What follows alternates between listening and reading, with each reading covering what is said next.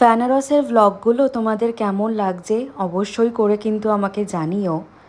আমরা কাল ভৈরব বাবার দর্শন করে একটা অটো ভাড়া করে পৌঁছে গেছিলাম ওমকারেশ্বর মন্দির। বেনারসে এটা অবস্থিত, তোমরা হয়তো অনেকেই জানো না।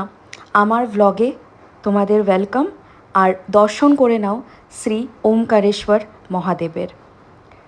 তারপরে আমরা শ্রী গৌরী কেদার ঘাটে পৌঁছে গেছিলাম, আর তোমরা দেখতেই পাচ্ছ চারিদিকে যা ট্রাফিক। অ্যান্ড ওমকারেশ্বর মহাদেব থেকে বেরোনোর পর আমরা আড়াই থেকে 3 ঘন্টা আমরা ট্রাফিকে আটকেছিলাম। তাই জন্যেই আমাদের সেদিন ঘড়ির কাঁটায় 10টা বেজে গেছিলো, আর আমরা একদম অন্ধকারে গঙ্গার ঘাটে এসে পৌঁছেছিলাম। কিন্তু আমরা তখনও বুঝিনি যে গঙ্গার ঘাট রাতের বেলার এতটা সুন্দর লাগবে। অ্যান্ড কোনো প্ল্যান না করেই আমাদের এত সুন্দর একটা নাইট ওয়াক হয়ে যাবে কেদারঘাট থেকে দশাশ্বমেধ ঘাট। ওই পাশে দেখতেই পাচ্ছ হরিশ্চন্দ্র ঘাট। আর তারপরে আমরা একের পর এক ঘাট পেরিয়ে গঙ্গার সৌন্দর্যকে উপভোগ করে আমরা আস্তে আস্তে এগিয়ে যাচ্ছিলাম দশাশ্বমেধ ঘাটের দিকে, যেদিক দিয়ে উঠেই ছিল আমাদের গোধুলিয়া, অ্যান্ড তার মোড়ের মাথায় ছিল হচ্ছে আমাদের হোটেল।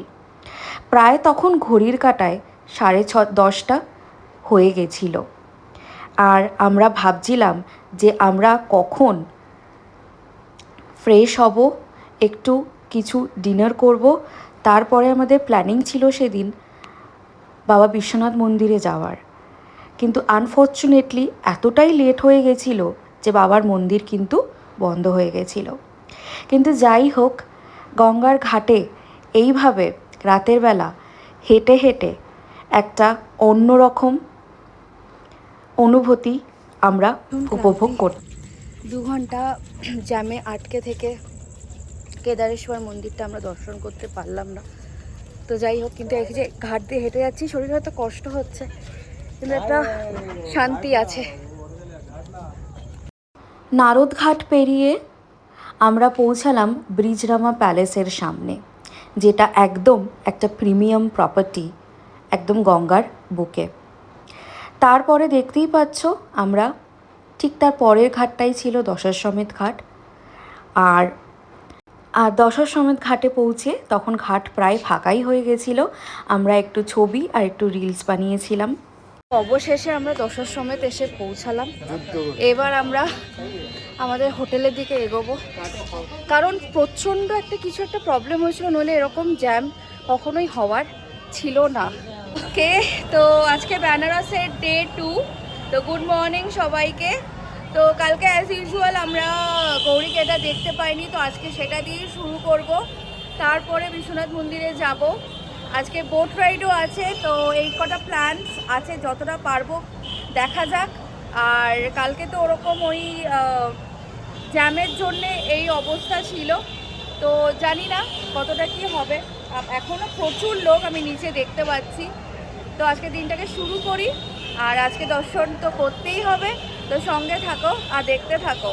এখান দিয়ে আমি দেখিয়ে দিচ্ছি এখনও অনেক প্রচুর মানুষ। এই যে গোধুলিয়া একদম মোড়, এই দেখো প্রচণ্ড কনজেশন অ্যান্ড অনেক অনেক মানুষ। আজকের আমাদের update of the outfit OTD for the morning, just ক্যাজুয়ালসেই রেখেছি। আর আজ ওর আউটফিট হচ্ছে এটা, ভালো লাগছে। ভালোই রোদ উঠেছে দেখতেই পাচ্ছ, কিন্তু লোকের কোনো কমতি নেই, একদম ফুল। রাতে বলো সকালে বলো সব কিছুতেই। পরের দিন সকালেই তোমরা দেখলে আমরা স্নান করেই বেরিয়ে পড়েছিলাম একদম গোধুলিয়া দিয়েই, একদম মেন রোড দিয়ে বৃহস্পতি মন্দির দর্শন করতে, যেটা একদম গোধুলিয়া চকের মধ্যেই আছে। আর বৃহস্পতি মন্দির দর্শন করে আমরা দশাশ্বমেধ ঘাটের দিকে যাচ্ছিলাম। আমরা ঠিক আগের দিন রাতে যেইভাবে গৌরী কেদার থেকে দশাশ্বমেধ অবধি এসছিলাম, আমাদের সেই পরের দিন সকালেও প্ল্যান ছিল যে আমরা সেইভাবেই মন্দিরের দিকে যাব অ্যান্ড বাবার দর্শন করব। অ্যান্ড তোমরা দেখে নাও বৃহস্পতি মন্দিরের ওপর থেকে গোধুলিয়া চকটা কেমন লাগে। একদম চেনা পরিচিত একটা ভিড় আর চেনা পরিচিত সব রাস্তা। তোমরা যারা যারা বেনারস গেছো তো তোমরা দর্শন করে নাও বৃহস্পতি বাবার মন্দির। তারপরে আমরা আস্তে আস্তে এগিয়ে যাচ্ছিলাম দশাশ্বমেধ ঘাটের দিকে। এই হচ্ছে দশাশ্বমেধ বোর্ডিং হাউস, অ্যান্ড তার সামনেই ছিল বাজার। আমরা বাজার পেরিয়ে তারপরে বাঙালি টোলা দিয়ে গিয়ে আমরা পৌঁছেছিলাম ঘাটের দিকে। আমরা একটু ঘুরেই গেছিলাম, একটু বাঙালি টোলাটাও দেখে নিলাম, সকাল সকাল বেশ ভালোই লাগছিল। অ্যান্ড চারিদিকে একদম টাটকা সবজির বাজার ছিল। তোমরা দেখতেই পাচ্ছ ওই পাশের গেটটা, ওই পাশ দিয়ে গেলে হচ্ছে রাজেন্দ্র প্রসাদ ঘাট, আর এই পাশ দিয়ে গেলে দশাশ্বমেধ। আমরা একটু এই হচ্ছে বাঙালি টোলার শ্রী শ্রী কালীবাড়ি মন্দির, অ্যান্ড এটার উল্টো দিকেই ছিল বিখ্যাত রাবড়ির দোকান। অ্যান্ড আমরা একটু বাঙালি টোলা দিয়ে ঘুরে ঘাটে গেছিলাম। এই দেখে নাও বেনারসের অথেন্টিক গলি, সকালবেলা গঙ্গা মাইয়ার দর্শন করে নাও। অ্যান্ড এই যে দেখে নাও ভালো করে গঙ্গা মাইয়া, এটা হচ্ছে মন্দির। এই পৌঁছে গেলাম আমরা সকালবেলা দশাশ্বমেধ ঘাট। অ্যান্ড তোমরা দেখতেই পাচ্ছ কি সুন্দর লাগছে। তখনও কিন্তু সেইভাবে রোদ ওঠেনি, সকাল তখন 8টা বাজে। অ্যান্ড আমরা আবার ওই ব্রিজরামা প্যালেসের সামনে দিয়ে এগিয়ে যাচ্ছিলাম গৌরী কেদার বাবার দর্শনে, শ্রী কেদার ঘাটের দিকে। অ্যান্ড আগের দিন রাতের গঙ্গার ভিউ, আজকে সকালের গঙ্গার ভিউ তোমাদের কেমন লাগছে অবশ্যই করে কিন্তু কমেন্টে জানিও। অ্যান্ড কি সুন্দর লাগছে জাস্ট দেখো। ঠিক ব্রিজরামা প্যালেসের ওপর দিয়ে অজস্র পাখি, নিচে হচ্ছে নৌকা, অনেকেই নৌকাতে বেরিয়েছে। এই দেখো লঞ্চে করে অনেকেই যাত্রীরা একদম গঙ্গা বক্ষে প্রায় বেশ ভালোই রোদ, কিন্তু গঙ্গার ঘাট দিয়ে আমরা হাঁটছি আর সে এক আলাদাই এক এক্সপিরিয়েন্স। প্রতিটা ঘাট, প্রতিটা কি বলবো, সবটাই ভীষণ ভালো লাগছে। আর দেখে নাও তোমরা। কাল রাতে আমরা এই ঘাটটা দিয়ে ক্রস করেছিলাম, কিন্তু বুঝিনি যে এটাই সেই ভাইরাল শিব মন্দির যেটা আমরা ইনস্টাগ্রাম রিলে দেখতে পাই।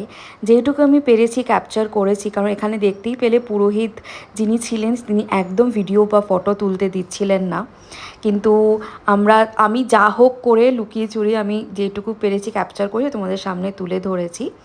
অ্যান্ড তোমরা যারা ঘাট দিয়ে হেঁটে হেঁটে যাবে তোমরা অবশ্যই খেমেশ্বর ঘাটে যেও। অ্যান্ড অবশেষে আমরা পৌঁছালাম গৌরী কেদারেশ্বর মন্দিরের সামনে। এইবার আমরা এই সিঁড়ি দিয়ে উঠে প্রথমেই নীলকণ্ঠেশ্বর বাবার দর্শন করলাম, তারপরে আমরা ভেতরে ঢুকলাম। সেখানে ফটোগ্রাফি অ্যালাউড ছিল না। কেদারেশ্বর মন্দিরে অসাধারণ পুজো দিলাম, একদম মনটা ভরে গেল। আর ওই পেছনে মন্দির, হর হর মহাদেব। ভীষণ ভালো পুজো হয়েছে, বাবাকে একদম ছুঁয়ে পুজো দিয়েছি। এর থেকে বড় আর কিছু হতে পারে না। এত কষ্টের পর হয়তো এটার জন্যই ওয়েট করছিলাম। যাই হোক, ভীষণ ভালো লাগলো। আর আমি নীলকণ্ঠেশ্বর, এটা হচ্ছে শ্রী কেদারনাথ গৌরী কেদারেশ্বর মন্দির। দেখে নাও, অবশ্যই করে এসো তোমরা, কেদার ঘাটেই আছে।